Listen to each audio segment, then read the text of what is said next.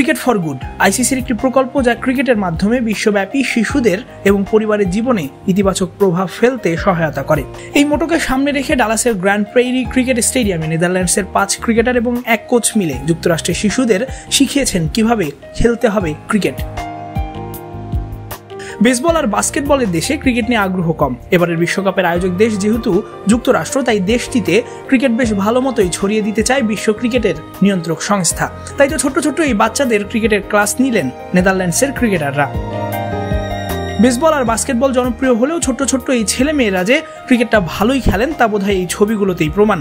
রীতিমতো একজন পেস বোলারের মতো দৌড়ে এসে জাম্প কিংবা বলের স্টাইল দেখে কে বলবে ওদের বেড়ে ওঠা আর জন্ম যুক্তরাষ্ট্রের মতো একটা দেশে, যেখানে অধিকাংশ মানুষই জানে না ক্রিকেটটা কি আর ক্রিকেট খেলার নিয়ম কানুনই বা কেমন হয়।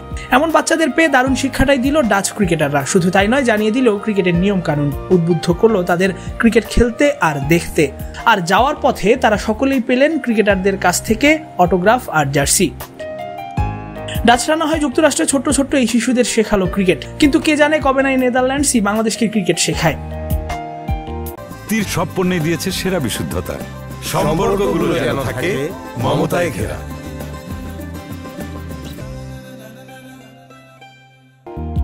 যুক্তরাষ্ট্রে না হলে ওয়েস্ট ইন্ডিজের সেন্ট ভিনসেন্টে 13 জুন নেদারল্যান্ডসের বিপক্ষে ম্যাচ খেলবে বাংলাদেশ। টাইগারদের এমনিতেই জুবুথুবু অবস্থা।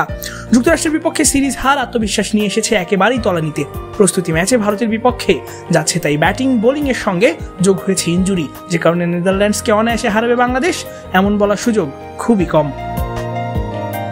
তাছাড়া সবশেষ 2022 বিশ্বকাপে বাংলাদেশ নেদারল্যান্ডসের বিপক্ষে জিতলেও সেটা ছিল কষ্টার্জিত। মাত্র 9 রানের জয় দিয়ে সেবার টুর্নামেন্ট শুরু করেছিল সাকিব আল হাসানরা। আর গেল 2023 বিশ্বকাপে তো এই ডাচদের কাছেই হেরে বসেছিল সাকিবের দল। ওদিকে আবার ইয়ন বিশপ বলেই দিয়েছেন এবার বাংলাদেশকে হারিয়ে দেবে নেদারল্যান্ডস। প্রেডিকশন দিতে গিয়ে তিনি বলেছিলেন, গত কয়েক বিশ্বকাপে ছোট দলগুলো বড় দলগুলোকে হারিয়ে দিয়েছে। যদি সম্ভাবনার কথাই বলা হয়, তখন তিনি মনে করেন নেদারল্যান্ডস বাংলাদেশকে হারিয়ে দেবে। কে জানে এই ছোট ছোট শিশুদের মতো নেদারল্যান্ডসও বাংলাদেশকে না ক্রিকেটটাই শেখায়। ডালাসের গ্র্যান্ড প্রেইরি ক্রিকেট স্টেডিয়াম থেকে তাসফিক পলক, ক্রিক ফ্রেঞ্জি।